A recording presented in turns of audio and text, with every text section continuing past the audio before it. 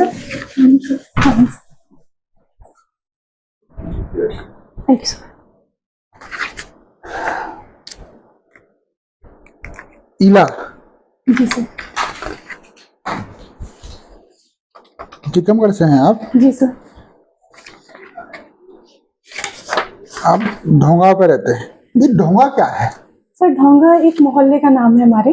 तो क्यों पड़ा ऐसा नाम? सर ये कृष्ण जी का कुछ नाम था, उससे सर ये बिगड़ते बिगड़ते कहते हैं कि ढोंगा शब्द में परिवर्तित हो गया सर। इसका कोई इतिहास नहीं बता सकता, लेकिन जानने वाले यही कहते हैं कृष्ण जी से रिलेटेड ही ये नाम, लेकिन बिगड़ कर ढोंगा बन गया सर। अब वो काफी प्रचलित नाम है वहाँ का, पर है कुछ नहीं। टीकमगढ़ में और कोई प्रसिद्ध जगह है? प्रसिद्ध बिल्कुल जगह है, कोई बिल्कुल है क्या सर। है? एक धार्मिक स्थल है जिसकी वजह से टीकमगढ़ काफी जाना जाता है, कुंडेश्वर सर। एक काफी बड़ा फेमस धाम है जो अभी और प्रसिद्ध होता जा रहा है, उसके ऊपर काम भी कर रहा है टूरिज्म मिनिस्ट्री। इसमें सर एक इतिहास है इससे संबंधित कि कुंडेश्वर में जो शंकर जी का मंदिर है उसमें स्वयं वो भगवान कहलाते हैं, मतलब वो स्वयं ही प्रकट हुए, और प्रकट होने के बाद सर उनकी हाइट पर ईयर ये नाप रहे हैं, साइंटिफिक है, ये बढ़ती जा रही है। कितनी बढ़ रही पर ईयर?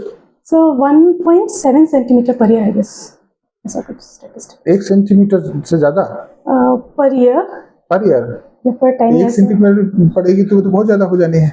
सर। तो पर 10 year may be sir, I am wrong, I don't know the fact, but और छाप तो टीकमगढ़ में हुआ करता था कभी? जी सर, आजकल मेवाड़ी में है, पर पहले टीकमगढ़ में ही हुआ करता था, और उसकी वजह से भी सर टीकमगढ़ की पहचान बनी रही है क्या इतने है, वर्षों तक। क्या विशेषता है और सर वहाँ पे राजा राम जी का मंदिर है जिसमें सर काफी सिद्ध मान्यताएं हैं, लोग अपनी मनोकामना पूरी करने जाते तो हैं। कैसे, उसका इतिहास क्या है? उसका उसका इतिहास इतिहास ये है सर कि बुंदेलखंड की एक रानी हुआ करती थी, उन्होंने सर काफी तपस्या क्या करी। नाम था रानी? रानी का नाम सर मुझे याद नहीं है। तो अयोध्या में सर उन्होंने बहुत पूजा करी, साधना करी, तब भगवान राम ने कहते हैं कि उनको दर्शन दिए खुद। जब रानी हिम्मत हार गई थी पूजा करके, तब शायद वो डुबकी लगाने जा रही थी, और उस वक्त रामलला पैदा हुए, मतलब सामने उनके प्रकट हुए और उन्हें दर्शन देके। ऐसा सर एक कहानी है, कोई नहीं जानता क्या सच्चाई है क्या नहीं। तो ये ज्यादा पुरानी बात थोड़ी है। हाँ सर, मेडिकल इंडिया की बात है। ज्यादा पुरानी बात तो 300-400 साल पुरानी बात है। जी जी जी। नहीं, लेकिन मैंने तो कुछ और सुन रखा है इसके बारे में। बताइए। मैंने तो ये सुन रखा है कि वहाँ जो महारानी कुंवर गणेश थी, वो राम राजा को अयोध्या से सर पर रख के लेके आई थी यहाँ। नहीं तो सर, और जो मैंने सुना है, मतलब सारे लोगों ने यही बताया जो मैं समझता हूँ। जी जी, मैं बता रही हूँ ना सर। तो उन्होंने समाधि लेने की सोच ली कि ये रामलला मेरी पूजा से प्रसन्न नहीं हो रहे, तभी कहते हैं कि रामलला ने उनको दर्शन दिए, वो प्रकट हुए और उन्होंने कहा कि मैं आपके साथ चलता हूँ, और उन्होंने खुद बोले कि मैं तुम्हें बताऊंगा कि लोकेशन मेरी कहाँ होगी, मुझे कहाँ स्थापित करना। और उन्होंने एक शर्त और रखी सर कि मुझे सिर्फ मुख्य नक्षत्र में चलवाना, अन्य किसी नक्षत्र में मैं नहीं चलूंगा। तो कहते सर रानी ने इतनी तपस्या करी कि मुख्य नक्षत्र में ले लेकर।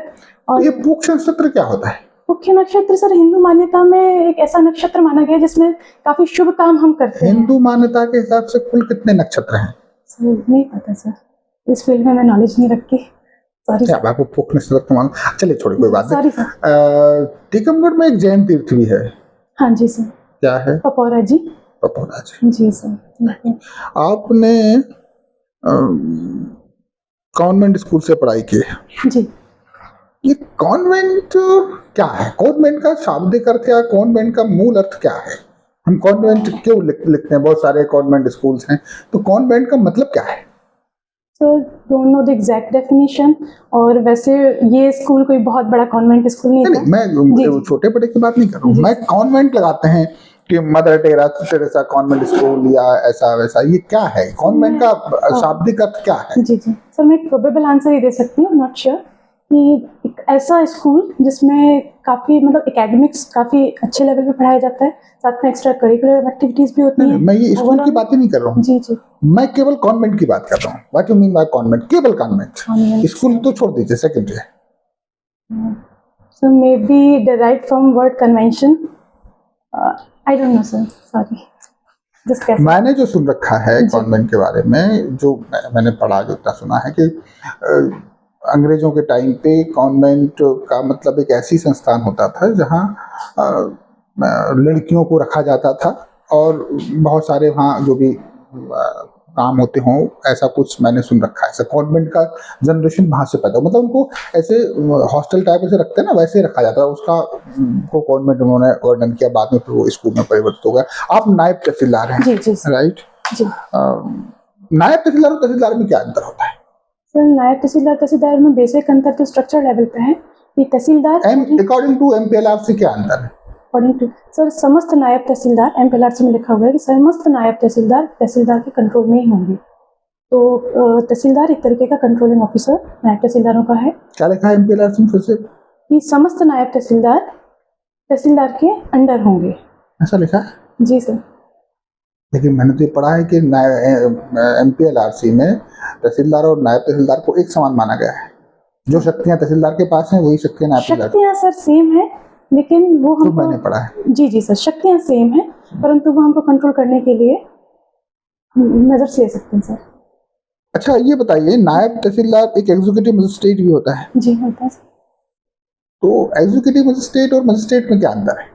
सर एग्जीक्यूटिव मजिस्ट्रेट और मजिस्ट्रेट में बेसिक अंतर ये होता है सर कि लॉ एंड ऑर्डर कंट्रोल करने के लिए एग्जीक्यूटिव मजिस्ट्रेट कुछ प्रतिबंधात्मक कार्यवाही कर सकते हैं, और जो मजिस्ट्रेट होते हैं सर, मे बी वो जुडिशियल मजिस्ट्रेट्स होते हैं, वो तो जैसा कि हम जानते हैं कि कोर्ट में बैठते हैं और वो तमाम कोर्ट केसेस को डील करते हैं। लेकिन एग्जीक्यूटिव मजिस्ट्रेट प्रोहिबिटरी एक्शंस लेने के लिए। कोई प्रतिबंधात्मक कार्रवाई की?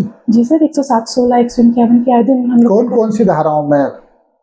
सर 107-16 की कार्यवाही नायब तहसीलदार करते हैं, 151 की कार्यवाही प्रतिबंधात्मक कार्यवाही हम लोग करते हैं। जब भी कोई पुलिस स्टेशन तक आशा आता है, किसी व्यक्ति ने फलानी जगह कुछ उधम किया, कुछ लड़ाई झगड़े किए और वो शायद सामाजिक परेशानी बनाए रखने के लिए एक असामाजिक तत्व है, ऐसा कोई इस्तगाशा अगर हम लोग के पास आता है तो हम लोग उसको 151 के अंदर। 151 मतलब काय की धारा है? CRPC sir, criminal procedure code. सन सर 1973। चल अच्छा, 107 में, 109 में, 110 में, 122 में कार्य कर सकता है एग्जीक्यूटिव मजिस्ट्रेट। बिल्कुल सर। 109 में क्या है? सर 109 में कोई भी स्टेट के विरुद्ध जो गतिविधि करते हैं वो शामिल होती है सर। मतलब एक ऐसी चीज जो एंटी स्टेट है, मतलब आपने पढ़ा है? यस सर, मैंने डिपार्टमेंट एग्जाम्स भी दिए थे sir, I am just recalling it. 110 है एंटी नेशनल एक्टिविटीज, एंड 109 ऐसी सर मतलब संशय वाली एक्टिविटीज, मतलब जो क्या एग्जैक्टली क्या है वो? आप मजिस्ट्रेट है, रोज काम करते हैं इसमें। बिल्कुल सर। तो क्या है एग्जैक्टली? सर मान लीजिए कि हमें कोई ऐसा सूचना मिलती है पुलिस के थ्रू या किसी और माध्यम से कि वो किसी ऐसी गतिविधि में लिप्त है जो लॉ एंड ऑर्डर के लिए ठीक नहीं है। तो वो 107-16 हो गई। सर 109 मतलब सर डिस्ट्रीब्यूशन तो 107-16 वो 109 क्या हुआ? 108। अच्छा 107-16 को 107-16 क्यों कहते हैं? कभी आपने विचार किया? जी सर। दो धाराएं एक साथ जोड़ दी, 107 और 116। जी। तो 107-16 क्यों कहते हैं दोनों को? क्योंकि सर 107 मतलब वो 107 से लेके 116 तक जब पूरी कार्रवाई करते हैं तब आदमी को बाउंड ओवर कर पाते हैं, जिसमें कि 111 में सर हम उसको नोटिस भेजते हैं, है ना? पर 109 भी आएगी ना उसमें? तो 109 भी आएगी। तो सर 108, 109, 107, 108, 109, 110 चार प्रकार की अलग अलग गतिविधियां हैं जो सीआरपीसी में बांटी गई हैं। सब बताइए, 107 बताइए क्या है?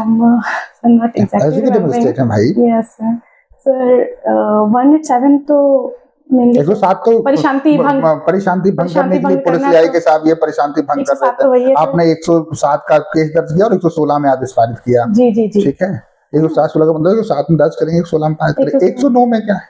109 में सर मैं तमाम ऐसी गतिविधियों में लिप्त होना जिसमें कि संशय पैदा हो व्यक्ति के ऊपर कि शायद ये कैसे संशय पैदा होगा? फॉर एग्जाम्पल सर मान लीजिए कोई ऐसी गुप्त सीक्रेट मीटिंग करता हुआ पाया गया हो किसी ऐसे दल के साथ जो 116 में आजकल कोर्ट बड़ा हार्ड हो गया है कि पुलिस जब चाहे 109 कर देती है, मजिस्ट्रेट 109 कर देता है जी, जो मेरी जानकारी में है।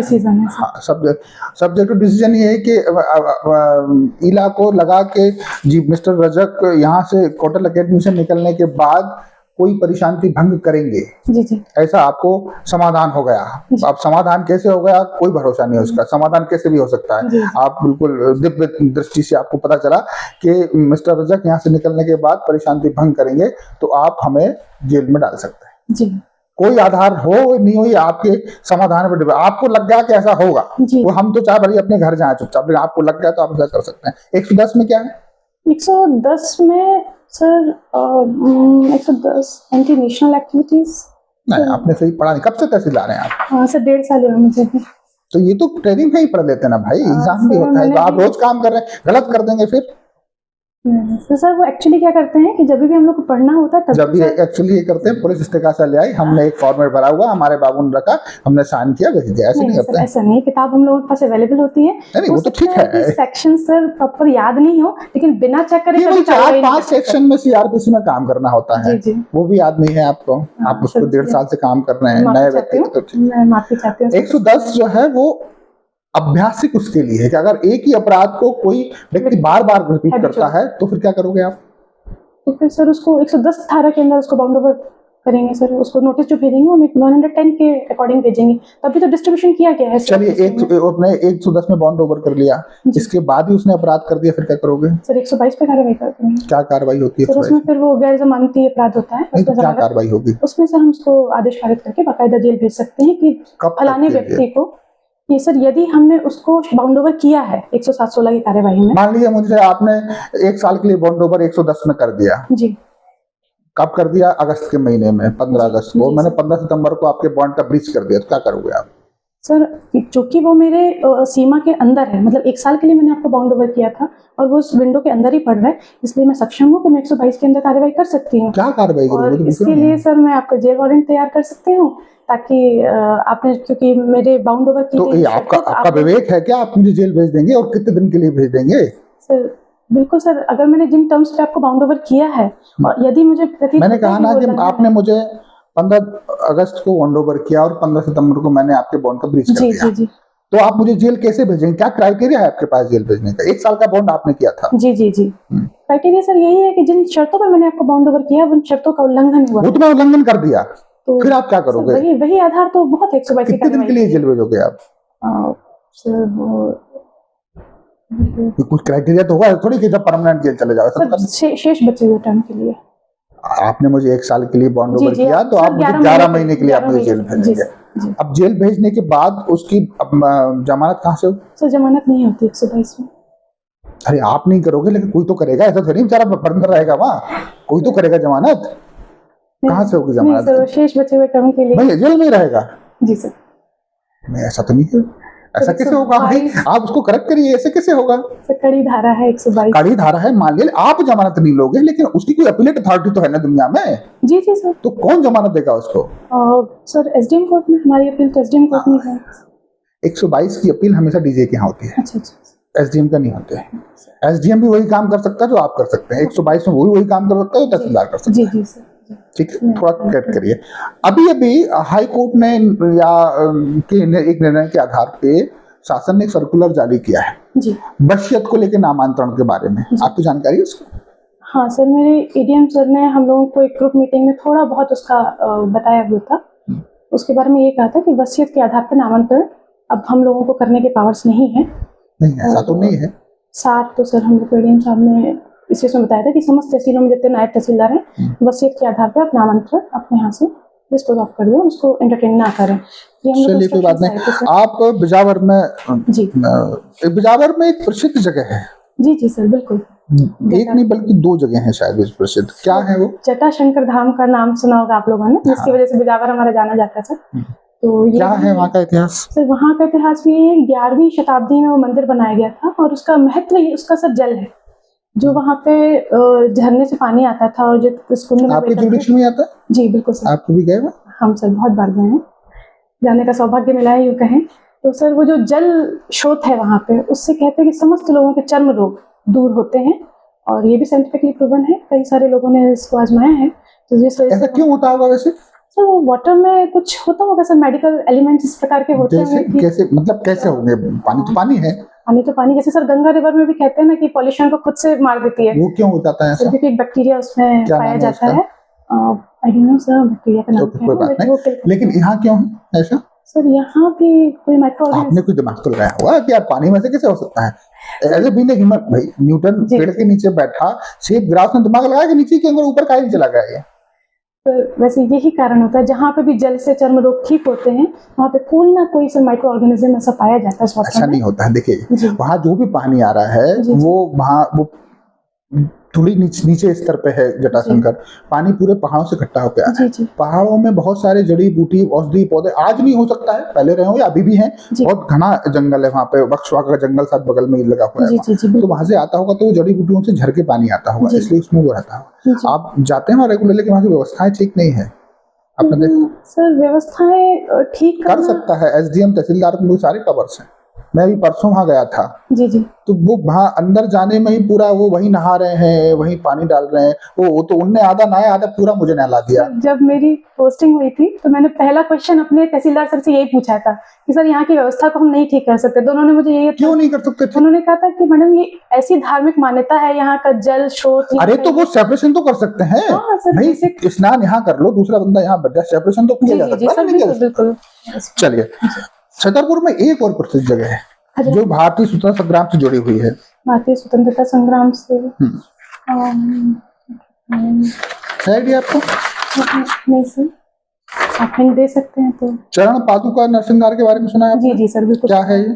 सर इसको उसका वो कहते हैं जो जनरल डायर ने जलियांवाला बाग हिंसा की थी, तो उसको बुंदेलखंड का जलियांवाला बाग हिंसा मैसेकर कहा क्या जाता है। था वो? तो उसमें भी सर कुछ सारे लोग इकट्ठे हुए थे जो कौन सत्याग्रह थे कर उनमें रहे प्रमुख, थे। कौन थे? सर मुझे फैक्ट्स बेसिस पे याद नहीं, जब एमपीपीएस पढ़ा होगा ना, तैयारी की होगी। सर 4 साल हो गए, इंटरव्यू 4 साल बाद हो रहा है सर, तो फैक्ट्स भूल गए हैं, ये कहिए। कोई बात नहीं। आप इलेक्ट्रॉनिक एंड कम्युनिकेशन में इंजीनियर हैं आप? हाँ जी मैनेट से। जी। कम्युनिकेशन कितने प्रकार का होता है? कम्युनिकेशन सर 2 प्रकार का होता है basically, analogue communication, digital communication. Analogue communication sir पहले के ज़माने में प्रचलित था, लेकिन अब डिजिटल टेक्नोलॉजी ने उसको मोस्टली टेक ओवर कर लिया है, जिसके काफ़ी सारे एडवांटेजेस है एनालॉग के ऊपर, like noise cancellation is better in digital communication as compare to analog, और sir voice quality, noise cancellation, everything is better in digital communication. Nano technology समझते हैं आप? नैनो टेक्नोलॉजी सर, क्या है nano technology? Nano technology sir technology मतलब आजकल emerging technology है, जिसमें सर इतनी छोटी रिड्यूसिबल साइज में हमने डिवाइसेस को कन्वर्ट कर दिया है कि वो मतलब सर ये कहते हैं कि कैरेक्टर चेंज हो जाता है, डिवाइसेस का कैरेक्टर चेंज हो जाता है। जब हम किसी चीज़ की भी साइज नैनो लेवल पर लेकर आ जाते हैं तो उसके गुण बदल जाते हैं, उन गुणों का उपयोग करके जो टेक्नोलॉजी हम तैयार करते हैं उसको नैनो टेक्नोलॉजी कहा जाता है। नैनो का एक्चुअल मीनिंग क्या है? नैनो सर, नैनो एक स्केल है 10⁻⁷। सामान्य भाषा में बताओ, मैं इतना अंग्रेजी नहीं जानता, सामान्य भाषा में बताइए। सामान्य भाषा में सर नैनो मतलब जैसे हम जो स्केल होती हैं सेंटीमीटर, मीटर, इन्हीं में सर अगर अपन जाते जाएं तो 10⁻⁷ का जो स्केल है उसको हम मतलब नैनो 1 सेंटीमीटर का 1 अरबा भाग अपन ऐसे मान सकते ऐसे हैं, मान सकते हैं सर। सामान्य हिंदी में ऐसे ही जी, कहेंगे। इसका भी सर एक बहुत बढ़िया उपयोग आया है मेडिकल साइंस में नैनो टेक्नोलॉजी का। जैसे सर जो दवाई की लोकेशन होती है, तो नैनो टेक्नोलॉजी के इस्तेमाल से सर हम ये करते हैं कि यदि हमने उसको नैनो मतलब उतनी छोटे मॉलिक्यूल में अगर हमने उसको दवाई दी तो सीधे सर टारगेट करती है वो डेस्टिनेशन पे, जो कि अभी तक हमारे पास लैगिंग था। मतलब ऐसी कोई टेक्नोलॉजी नहीं थी कि जो सीधे ऑर्गन पे जाके हिट करे, तो नैनो टेक्नोलॉजी। चलिए बताइए, आपने प्रशासन अकादमी में ट्रेनिंग की है, शायद आपको 2 बार गोल्ड भी मिला है। जी, जी, बेस्ट कैडेट का, बेस्ट मतलब एस्पिरेंट का काय का गोल्ड मिला आपको? सर हमको बैडमिंटन कैटेगरी में मिला है। बैडमिंटन आप खेलते हैं, खेला सर, तो सिंगल्स में गोल्ड मिला है, डबल्स में। प्रशासन अकादमी जो भोपाल में है, इसका नाम क्या है एक्चुअली? सर RCVP, नरोना प्रशासनिक अकादमी। तो फुल फॉर्म क्या होगा? सर वो कोई अंग्रेज का नाम है सर, बहुत कॉम्प्लिकेटेड है, मैंने गूगल किया है ना। आप अपने जी, जी। प्रदेश की सबसे IAS की ट्रेनिंग होती है, प्रदेश की सबसे बड़ी जी, जी, प्रशासन सर, अकादमी। वासना। एक और बात बताइए, जी, मणिपुर में आजकल क्या चल रहा है? मणिपुर में सर 2 एथनिक ट्राइब्स के बीच क्लैशेस चल रहे हैं। 2 एथनिक एथनिक बोले तो? एथनिक मतलब सर 2 एथनिसिटी आपस में लड़ रही हैं, यूं कहें। ट्राइब्स? सर एक ट्राइब है, एक हिंदू कम्युनिटी है, मैती वर्सेस कुकी। कुकी जिसमें से ट्राइबल कम्युनिटी है और मैती वहाँ के हिंदू कम्युनिटी है जो प्लेन एरिया में वहाँ रह रहे हैं। अब सर उनका मुद्दा ये है कि जो मैती कम्युनिटी है अपनी, वो हिंदू कम्युनिटी है, कुकी क्रिश्चियन है। मैती रह रही है 10% वैली एरिया में, जो वहाँ का मोस्ट प्रोडक्टिव पार्ट है, और बाकी Kuki, Naga and other community जिसमें डोमिनेटिंग कुकी कम्युनिटी है वो 90% एरिया में रह रही है। तो सर ये शुरुआत होती है एक कोर्ट की डिसीजन से, जहाँ पे हाई कोर्ट, माननीय हाई कोर्ट का एक डिसीजन आता है सिंगल बेंच का, जिसमें वो ये अलाउ करने की बात करते हैं कि मैती कम्युनिटी को भी ST स्टेटस प्रोवाइड किया जाए जिसके सर कंसिक्वेंसेज आज मणिपुर वायलेंस में हमको दिखने में आ रहे हैं सामने, जिसके कारण कुकी थोड़ा इनसिक्योर हो गए। यदि मैती कम्युनिटी को हमने ट्राइबल स्टेटस दे दिया तो ये हमारे भी एरिया में कैप्चर करने के लिए वो एलिजिबल होंगे, क्योंकि वहाँ पे रूल ये है कि आप एसटी कम्युनिटी के हैं तो आप कहीं भी जमीन ले सकते हैं, पर अगर आप मैती हैं जो 10% पॉपुलेशन को बिलोंग करती हैं तो वो अभी जमीन की खरीद फरोख्त नहीं कर सकते। आपके हिसाब से तो चलते रहेगा मामला, समाधान क्या हो सकता है? समाधान सर, समाधान इसका ये है कि सबसे पहले तो सर इतना अविश्वास आपस में पैदा हो चुका है कि हमको सबसे पहले तो काम करना पड़ेगा उनके आपस के विश्वास जीतने के लिए। एक ऐसी सरकार जो शायद सर जो अभी वर्तमान सरकार है, आपके हिसाब से कैसा मानना होगा? आप अगर ये समाधान करता होते हाँ क्या करते?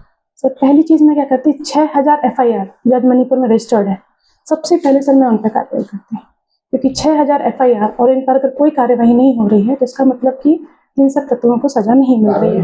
और ज्यादा विवाद बढ़ेगा ना सर, टेरर भी पैदा होगा, और यदि अगर असामाजिक तत्वों को डर और भय पैदा नहीं किया हमने तो ये हिंसा कभी नहीं रुकेगी। सबसे पहले जिन्होंने क्राइम किया है, जिन्होंने जो उसके पीछे जिम्मेदार हैं। अभी आपने कहा कि कम्युनिटी में अविश्वास पैदा हुआ है, उनको लगा हमारे हित माने जा रहे हैं जी, वो लोग विरोध कर रहे हैं जी, तो उसमें असामाजिक तत्व कहाँ से आए? नहीं सर, लेकिन जो भी अविश्वास अलग चीज है, वो उनका सोचना है, उनकी सोच है, उनकी लीगल लड़ाई भी लड़ी जा सकती है, परंतु इसके बीच वायलेंस की कोई जगह नहीं थी सर। जो हमने वीडियो इतनी चर्चा में रहा देश भर में कि इस तरीके से की लेडीज के साथ वो दुर्व्यवहार किया गया, इनकी तो सर कहीं सजा, इनकी तो कहीं जगह नहीं बनती ना। मतलब आप करिए, लीगल लड़ाई करिए, अपने विचार रखिए, अपनी कमेटी बनाइए, सरकार से लड़ाई लड़िए, पर हिंसक तत्वों की तो कोई जगह किसी चीज में होती ही नहीं है। तो सबसे पहले सर FIR को एंटरटेन करके उनको अपन बाकायदा सजा देंगे। इसके बाद सर जो कैंप्स वहाँ पे चल रहे हैं वो ह्यूमैनिटेरियन ग्राउंड्स पे, उन कैंप्स में बेस्ट से बेस्ट पॉसिबल सॉल्यूशन, क्योंकि आजकल बहुत लोग बेघर हो गए हैं, फूड शेल्टर हर चीज़ की कमी है, तो उनको वो एड प्रोवाइड कराएंगे ताकि स्थिति थोड़ी संभले। ठीक है इला जी, मैं आपके डेस्क में एक चीज़ बड़ी इंटरेस्टिंग देख रहा हूँ कि इलेक्ट्रिक कम्युनिकेशंस आपने इंजीनियरिंग की and then you switch to the sociology. जी सर। ठीक है, तो पहली बात तो ये डिसीजन आपने क्या सोच के लिया था? सर वही यूपीएससी की तैयारी करने लगे सर, बीटेक के बाद यूपीएससी पीएससी, और फिर जो होता है सर कि थोड़ा आर्ट से लगाव हो गया तो लगा कि साल भी जा रहे हैं, सिलेक्शन हो नहीं रहा है तो एक डिग्री ले लेते हैं सर, वैसा। ठीक है, तो सोशियोलॉजी आपने पढ़ी है? जी सर। ठीक है, तो आपका सोशियोलॉजी के प्रति रुझान रहा है? सर रुझान भी रहा है और थोड़ा प्रैक्टिकल डिसीजन भी था कि यदि मेरा यूपीएससी का प्रीलिम्स कभी निकलता है तो it will be a good option. Sir main तो वही था, प्रैक्टिकल डिसीजन। मुझे एक दो थ्योरीज बताइए जो आप अपने प्रशासनिक कार्यों में इस्तेमाल कर सकती है। ये थ्योरी ऐसा लगता है कि ये प्रशासन के लिए ही बनी। बिल्कुल सर, तो जिसमें से एक कार्ल मार्क्स की थ्योरी है सर, कार्ल मार्क्स की theory of communism, scientific communism.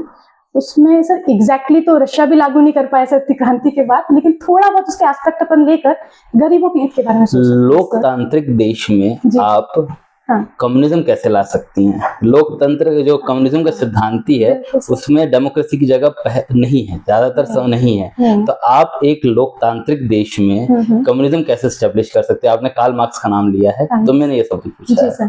तो लोकतांत्रिक देश में एग्जैक्टली कम्युनिज्म को तो हम लागू नहीं कर सकते। इनफैक्ट कम्युनिज्म का सिद्धांत अपने आप में ये कहता है कि कम्युनिज्म परफेक्टली तब तक लागू नहीं हो सकता पूरी दुनिया में जब तक समस्त दुनिया में साथ में क्रांति ना हो।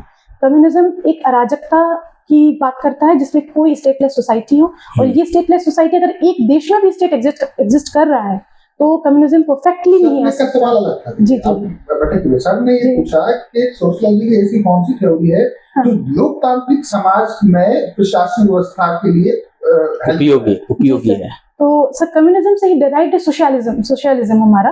तो सोशलिज्म की थ्योरी के सर कुछ तत्व हम लोकतांत्रिक देश में इंट्रोड्यूस कर सकते हैं जो कि भारतवर्ष में है भी सर इंट्रोड्यूस्ड। लाइक हमारी वेलफेयर सोसाइटी है सर, ये हमने जो पंडित जवाहरलाल नेहरू और अन्य संविधान निर्माता जो हमारे रहे हैं उनका एक विजन से सोशलिज्म की तरफ इंक्लिनेशन रहा ही है, जिसकी वजह से उन्होंने बहुत सारी चीजें हमारे डेमोक्रेटिक कंट्री के बावजूद उन्होंने ऐसे ली जो वेलफेयर स्टेट बनाने में मदद करती है। वो जैसे सर हम फ्री हेल्थ एड देते हैं सर जरूरतमंदों को, फ्री पीडीएस देते हैं। सोशलिज्म के हिसाब से है नहीं क्या? आपके हिसाब से है ना सर, सोशलिज्म के हिसाब से है। तो वही हम बोल रहे हैं कि सोशलिज्म को डेमोक्रेसी में इंक्लूड इस तरीके से किया है सर। अच्छा, मुझे एक चीज, आपने दो शब्दों का नाम लिया, कम्युनिज्म और सोशलिज्म, मुझे इसका अंतर जानना है। बिल्कुल सर, सर सोशलिज्म कम्युनिज्म का से ही डिराइव्ड है। जी। कम्युनिज्म मतलब परफेक्ट कम्युनिज्म, यहाँ पे कोई भेदभाव, कोई डिस्क्रिमिनेशन की कोई जगह ही नहीं है। हर आदमी, हर व्यक्ति बिल्कुल बराबर है, किसी प्राइवेट प्रॉपर्टी की कोई कॉन्सेप्ट ही नहीं है। ओके। लेकिन सोशलिज्म सर उससे डिफर इस तरीके से होता है, डिग्री में कह सकते हैं सर कम्युनिज्म की, कि वहाँ पे डिस्क्रिमिनेशन तो है, थोड़ा बहुत ऊपर नीचे है, प्राइवेट प्रॉपर्टी किसी के पास ज्यादा है, किसी के पास कम है, लेकिन उस डिस्क्रिमिनेशन को यदि हम कम करने की कोशिश करते हैं, लेकिन मुझे कहीं भी इसमें प्रशासन का प्रयोग नहीं लगा, प्रशासन में इसका उपयोग हो सके। मैं आपको एक थ्योरी बताना चाहूंगा, मैक्स वेबर की थ्योरी है जी जी, जिसमें वो बात करते हैं आइडियल अथॉरिटी की या आइडियल टाइप की बात करते हैं। आइडियल टाइप में उन्होंने एक थ्योरी दी है जी सर, कि लीगल रैशनल थ्योरी दी है, तो उसमें आप कैसे अपने देश में रैशनल लेवल पे अथॉरिटी को इम्प्लीमेंट कर सकते हो। वही मार्क्स वेबर की थ्योरी को हमने सोशियोलॉजी की थ्योरी को उठा के पब्लिक एडमिनिस्ट्रेशन में डाल के अथॉरिटी में पढ़ा है। इसलिए जब भी अब आपसे पूछा जाए कि कहाँ प्रशासन का प्रयोग कर सकते हो, सबसे उपयुक्त जो हमारे थिंकर हैं वो है मैक्स वेबर, ठीक है। और सोशलिज्म की बात रही तो इसमें मैं आपसे एक सवाल और पूछना चाहूंगा, कार्ल मार्क्स आपने पढ़ा है? उनकी एक बड़ी फेमस थ्योरी है हिस्टोरिकल मटेरियलिज्म।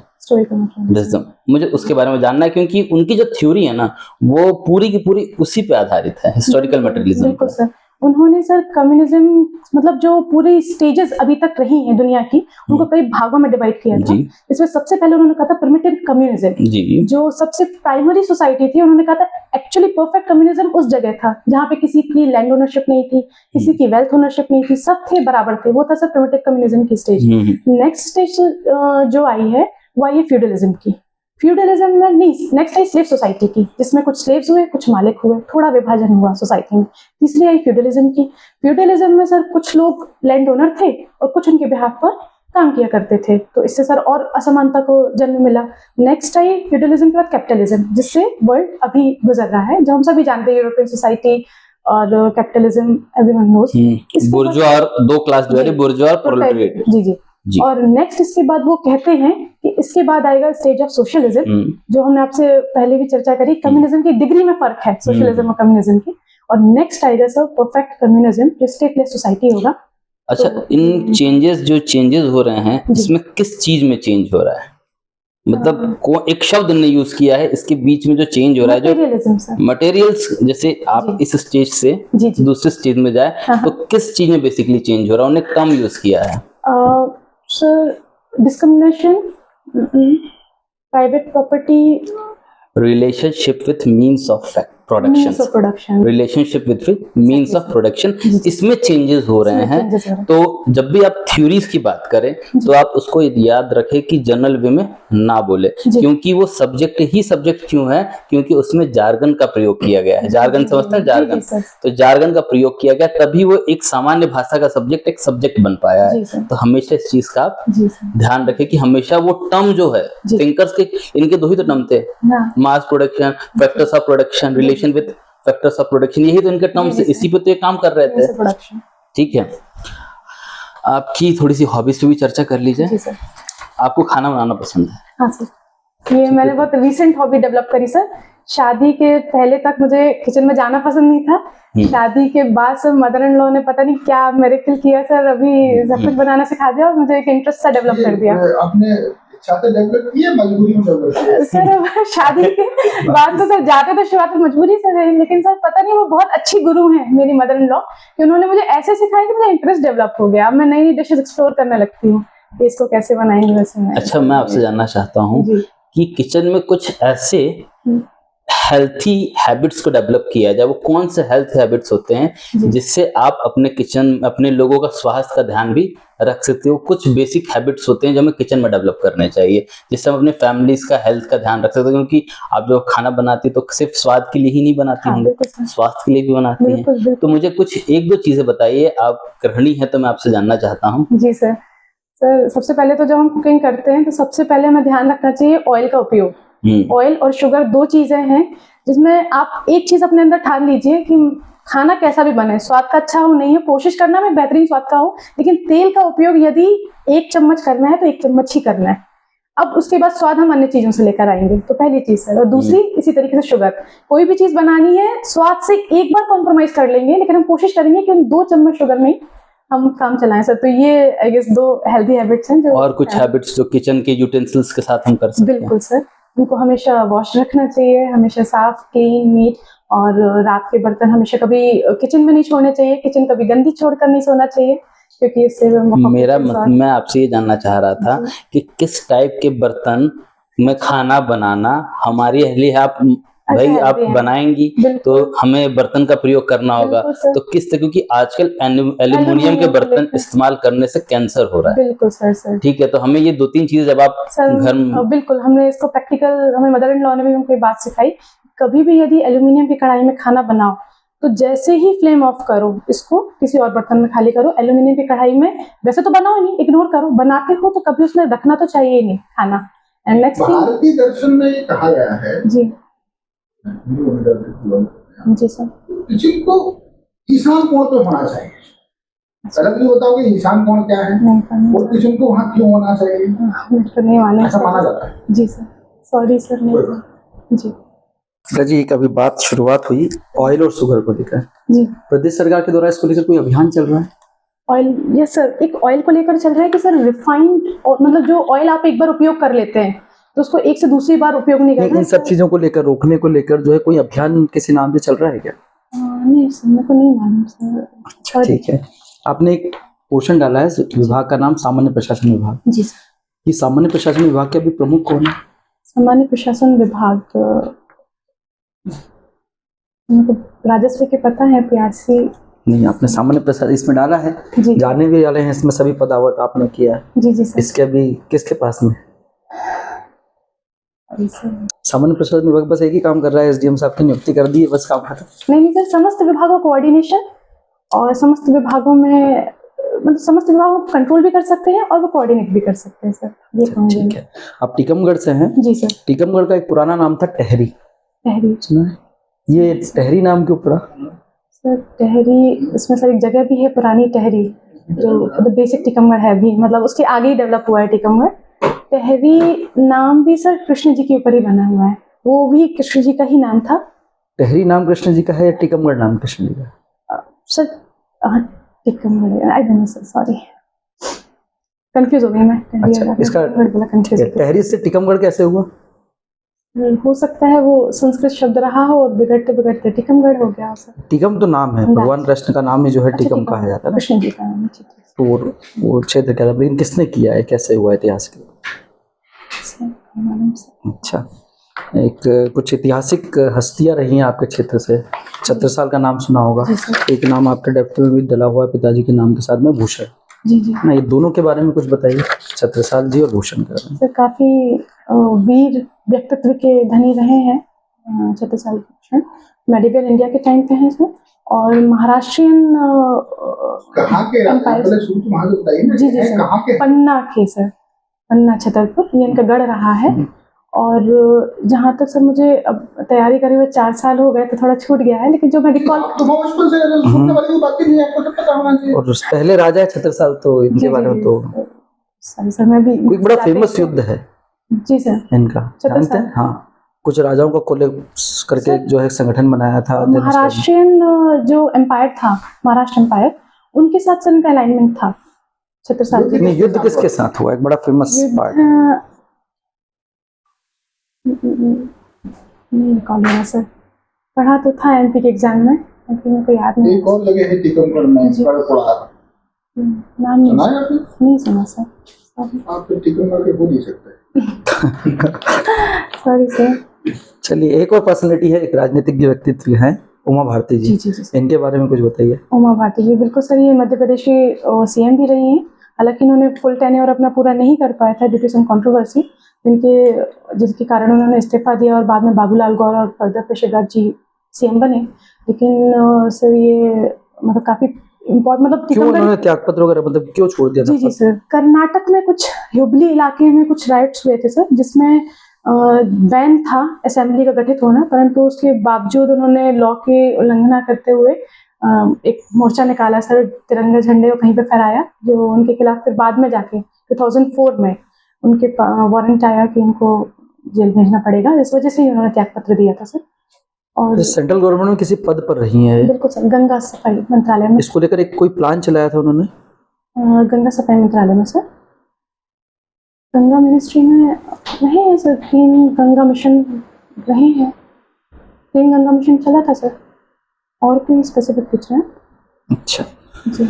इलेक्ट्रॉनिक कम्युनिकेशन से हैं, अभी एक मिशन गया है चंद्रयान 3, जी जी। इसमें ENC का क्या यूज था ENC का सर, आपकी ब्रांच का? तो समस्त ENC का ही रोल रहेगा सर। डिवाइसेस हम रोवर और वो सब बनाते हैं ऑर्बिटर, तो वो बनती तो सर IC से ही है बेसिक, तो बेसिक इनपुट्स उसके इलेक्ट्रॉनिक्स एंड कम्युनिकेशन के ही हैं। देन फिर उसको असेंबल करने के बाद कंप्यूटर साइंस का इस्तेमाल होता है, तो जो बिल्टअप पार्ट है, जो हार्डकोर पार्ट है उसका, वो पूरे इलेक्ट्रॉनिक्स एंड कम्युनिकेशन। स्टार्टिंग में उसका रोल है, बाकी एंड में नहीं है अभी?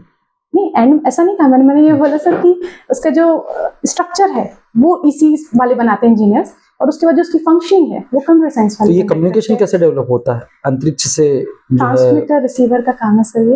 एक ट्रांसमीटर करके एक डिवाइस होती है जो यहाँ से सिग्नल्स भेजती है, वहाँ पे रिसीविंग एंड में रिसीवर्स होते हैं, और ये वायरलेस कम्युनिकेशन टेक्नोलॉजी कहलाती है जो एंटीना बेसिस पे काम करती है। इसको लेकर पूरा कोई टेक्नोलॉजी है? वायरलेस कम्युनिकेशन टेक्नोलॉजी कहलाती है सर ये। अच्छा, GPS का नाम सुना है आपने? जी सर। ये क्या है? सर GPS ये है कि इसका फुल फॉर्म सर जियोसिंक्रोनस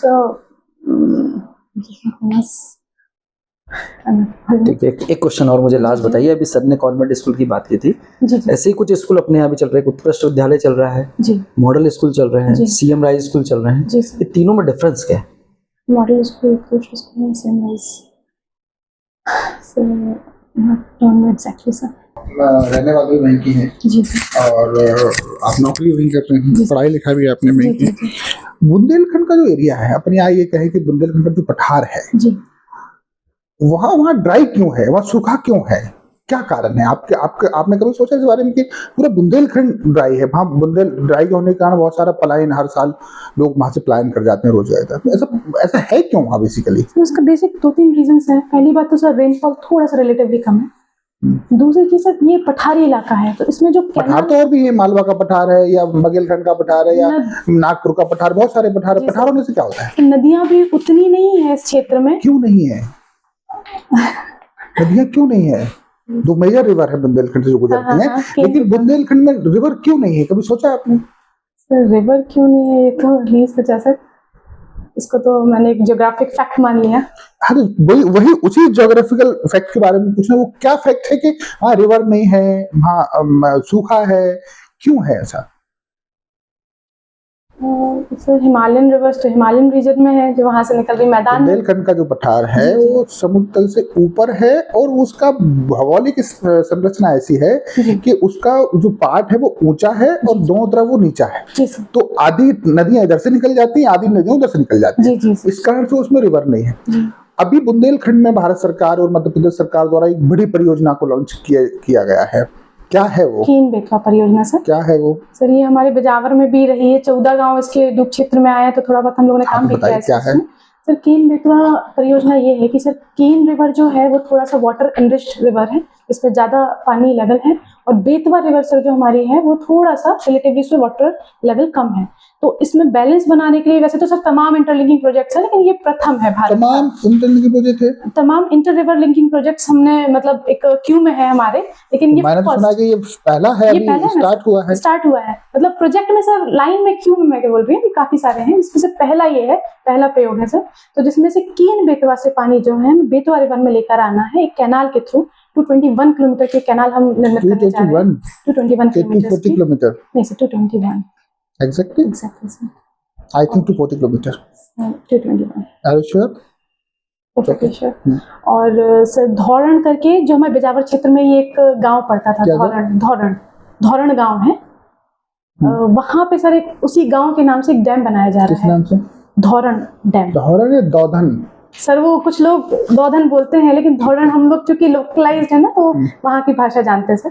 तो धौरण करके एक बांध है जो धौरण गांव के नाम पे बनाया जा रहा है, तो ये सब चल रहा है सर। हालांकि सबसे बड़ा चैलेंज जो केन बेतवा प्रोजेक्ट में लेकर आ रहा है, जिसको हम लोगों ने खुद फेस किया है, वहाँ की जनता को कन्विंस करना सर फॉर रिहेबिलिटेशन। 2-3 चीजें इसमें इसके बारे में मुझे बताइए। जी जी। एक तो रिहेबिलिटेशन होगा, उसका पुनर्वासन होगा, उसमें समस्याएं आएंगी, लोग विरोध कर रहे होंगे बहुत ज्यादा उसका। सर। दूसरा, पन्ना टाइगर रिजर्व का बहुत बड़ा पार्ट इसमें जा रहा है, हाँ, क्योंकि केन बेतवा रिजर्व पन्ना टाइगर रिजर्व से निकल लिए, जी। तो ऐसा बनाना चाहिए क्या? सर अब इन्वायरमेंट मिनिस्ट्री ने क्लियरेंस दिया है तो कुछ सोच कर ही दिया होगा, क्योंकि क्लियरेंस तो अभी हुआ ही नहीं। सर हमें बैलेंस क्लियरेंस मिल गया सर। अब कुछ गांव के क्षेत्र सर हम लोग ढूंढ रहे हैं, बिजावर और नियर बाई छतरपुर एरिया से मिलाकर, जो डूब का क्षेत्र आ रहा है पन्ना टाइगर रिजर्व में, उनको रिप्लेस करने। क्लियरेंस तो मिला ही नहीं ना अभी। क्लियरेंस मिल गया सर, तभी तो इस प्रोजेक्ट पे काम कर रहे हैं। क्लियरेंस नहीं मिला अभी। अच्छा सर। चलिए, दूसरी बात बताइए, क्या MOU, अच्छा एक बात बताइए, ये 2020 में जाके या 21 में जाके ये इसका अपन इसको मूर्त रूप दे पाए। 2005 से इसको स्वर्गीय अटल बिहारी वाजपेयी जी ने इसको शुरू किया था। 2005 से आज तक इतना लंबा समय में हम इसको शुरू नहीं कर पाए, ऐसा क्यों, क्या कारण रहे इसके? सर किसी भी बहुत बड़े प्रोजेक्ट को स्टार्ट करने के लिए सर मिनिमम कुछ 15 साल। जी सर। क्या कारण है, एग्जैक्ट कारण बताइए। एग्जैक्ट है सर पॉलिटिकल विल। बीच में sir central government Atal Bihari Vajpayee ji का सपना था, फिर सर NDA से कन्वर्ट होकर UPA गवर्नमेंट क्या पता है, सरकार किसकी भी रहे, शायद तो पॉलिटिकल विल वाली बात हो जाती है कि अगर NDA की ये विल रही होगी तो हो सकता है UPA की सर वो विल उस लेवल पे ना। UPA क्या करेगा उसमें? पहले स्टार्ट करने के लिए प्रोजेक्ट को पढ़ा नहीं सही से, आपने काम भर किया, पढ़ा नहीं। केन बेतवा लिंक प्रोजेक्ट एक इंटरस्टेट प्रोजेक्ट है। जी तो दोनों स्टेट की सहमति बनाना आवश्यक है ना। जी सर, ये भी तो वो सहमति नहीं बन रही थी, अब सहमति बनी जी। तो क्या सहमति का आधार क्या है सर? उसमें यही कि कितना डिवीजन होगा, कितना डिवीजन, वही पूछ रहा हूँ मैं। मध्य प्रदेश को कितना वाटर शेयर मिलेगा और उत्तर प्रदेश को कितना वाटर शेयर मिलेगा? सर मुझे परसेंटेज तो नहीं मालूम, लेकिन जिले MCM सर 8 जिले MP के और 2 जिले UP के, झांसी एंड 1 मोर, और यहाँ पे सर 8 जिले, छतरपुर, पन्ना, दमोह, टीकमगढ़। क्या होगा? नहीं, मैं ये नहीं पूछ रहा हूँ, क्या सहमति बनी है? केन रिवर का कितना पानी हम उत्तर प्रदेश को देगी मध्य प्रदेश? पूरा केन बेतवा प्रोजेक्ट पे पूरा भूवर्जन मध्य प्रदेश का है, पूरा रिहेबिलिटेशन मध्य प्रदेश का है, सब कुछ मध्य प्रदेश का है, उत्तर प्रदेश में कुछ भी नहीं जा रहा है। तो हम कितना पानी देंगे उसको, उत्तर प्रदेश को? मध्य प्रदेश कितना पानी देगा? सर मुझे जानना चाहिए था ये फैक्ट, लेकिन सॉरी सर मैं। चलिए, अच्छा इससे क्या लाभ होगा मध्य प्रदेश को? केवल मध्य प्रदेश को ड्रिंकिंग वाटर, इरिगेशन। कितना तो सर मुझे बिजली मेन है सर। कितनी सर? मैंने पढ़ा था 1400 कुछ वाट थे। 1400 मेगावाट तो बहुत ज्यादा है सर, सॉरी। इरिगेशन मतलब सब फैक्ट्स नहीं मालूम मेरे को कितने हैं, बट हाँ हम काम कर रहे हैं, आपको पता कितने लोग स्थापित होंगे इसमें टोटल प्रोजेक्ट में? तो आप सर मुझे अपने क्षेत्र की नॉलेज आप एक राज्य प्रशासनिक सेवा के अधिकारी बनने वाले हैं, आपको पूरा फैक्ट पता होना चाहिए ना कितने लोग, और ये हमारे प्रदेश का नहीं पूरे भारतवर्ष का पहला इंटरनेशनल प्रोजेक्ट है, तो पता होना चाहिए कितने लोग प्रभावित होंगे। जी सर, वो मालूम तो होना चाहिए। Sorry sir. केन बेतवा से 41 मध्य प्रदेश के 41 लाख लोगों को पेयजल मिलेगा जी, और 8,11,000 हेक्टेयर में इरिगेशन होगा, और 105 मेगावाट बिजली बनेगी, जिसका पूरा यूज मध्य प्रदेश करेगा केन बेतवा से। ठीक है, चलिए एक और चीज बताइए, अंतिम प्रश्न। आपने सोशियोलॉजी पढ़ा है? जी सर। तो समाज की, भारतीय समाज की आज की डेट में 3 प्रमुख प्रॉब्लम्स क्या हैं, मेजर समस्याएं क्या हैं जो आप देखते हैं as a being women and as a being officer? जी सर। सर यहाँ पे कई लेवल पे मतलब फ्रिक्शन है सर। सबसे पहले कम्युनलिज्म, ये एक बहुत बड़ी प्रॉब्लम है। क्या? कम्युनलिज्म, सांप्रदायिकता। सांप्रदायिकता को सर कहीं ना कहीं कंट्रोल करने में चैलेंजेस भारतीय समाज में आ रहे हैं, पहली प्रॉब्लम। दूसरी सर पैट्रियार्की, जेंडर समानता, इसमें भी सर भारतीय समाज अभी कहीं ना कहीं वेस्टर्न सोसाइटी से थोड़ा पीछे है सर। पैट्रियार्की को भी रिमूव करने के लिए हमें कुछ चैलेंजेस फेस करने पड़ रहे हैं। क्या असमानता है सर? आज भी गांव लेवल पर जब हम लोग जाते हैं, खुद ही नौकरी करने जाते हैं, तो सर देखते हैं कि लड़के पढ़ रहे हैं, लड़कियां चूल्हा चौकी में व्यस्त हैं सर। और लड़कियों को अगर सर उनके 4 बच्चे हैं जिसमें से 2 लड़कियां 2 लड़के हैं और लिमिटेड रिसोर्सेज हैं, तो वो लड़कों को पढ़ाने में यकीन करते हैं कि ये तो चली जाएंगे एक दिन शादी करके, इनको पढ़ा के क्या। मुझे तो नहीं लगता, अगर आप आज नया तहसीलदार हो और हमारे सामने बैठे हुए, तो आप तो, मैं कैसे मानूं कि ऐसा भेदभाव है? सर शायद मैं भाग्यशाली रही कि मैं ऐसी पिता को पैदा हुई सर जिन्होंने पैट्रियार्की नहीं। भाग्य को मानते हैं सर? थोड़ा बहुत। कितना योगदान हो सकता है भाग्य का मनुष्य के जीवन में, मनुष्य की सफलता में? सर अकेले भाग्य का नहीं होता है। कितना परसेंट पूछा मैंने? केवल भाग्य का परसेंटेज पूछा मैंने। मैं परसेंटेज जैसी तो मैं कहूँगी कोई चीज नहीं है, लेकिन यदि हम मेहनत करते हैं तो भाग्य साथ आपने अभी देता है थोड़ी सर। देर पहले, मैं आपकी सामाजिक समस्याओं के विचार से बिल्कुल संतुष्ट नहीं हूँ कि आपने जो समाज आपने समस्याएं बताई कि ये मेजर प्रॉब्लम नहीं, कम्युनिज्म आज की डेट में इतना मेजर प्रॉब्लम नहीं है, जेंडर असमानता भी इतना प्रॉब्लम नहीं है। एक चीज बताइए, भारतीय, आपने कहा सामाजिक समाजशास्त्र के विद्यार्थी हैं, सामाजिक समानता की बात की आपने, अभी सर ने प्रश्न किया आपसे, वर्ण व्यवस्था क्या है?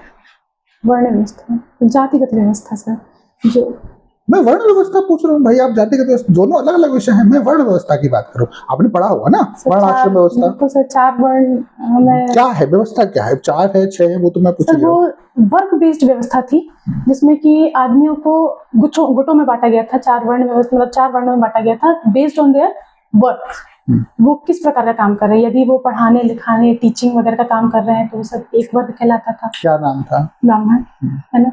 दूसरा सर जो वर्ग था वो ये कह लीजिए कि योद्धा और स्टेट डिफेंडर, मतलब जिनको हम कहेंगे तो सर क्षत्रिय वर्ग हुआ करता था।